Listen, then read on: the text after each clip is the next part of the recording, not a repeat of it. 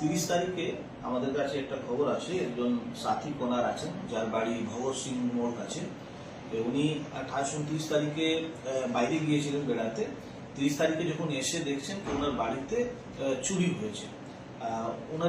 ওনার complain ছিল, অভিযোগ ছিল একটা নেকলেস আর 25,000 ক্যাশ চুরি হয়েছে।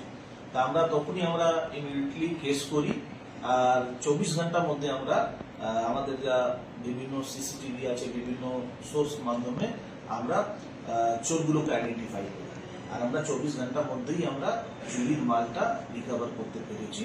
দুজনকে আমরা অ্যারেস্ট করেছি। এদের নাম আছে, একজনের নাম আছে তাজ মোহাম্মদ খান ওরফে বাঁকা, আর আছে আলী মোহাম্মদ খান ওরফে রিন্টু। এদের দুজনের বাড়ি কেথারডাঙ্গা, বাঁকুড়া থানা। এরা মানে অনেক ভেটারেন চোর আছে, অনেক এদের কাছে এদের এগেনস্টে কেস আছে বিভিন্ন থানাতে। আমরা সিসিটিভি থেকে এদেরকে আইডেন্টিফাই করি, আর এরা কনফেসও করেছে, আর আমাদের স্টোলেন প্রপার্টি রিকভার করতে পেরেছি। এরা আমরা আমাদের কেথারডাঙ্গা থেকে গ্রেফতার করেছি।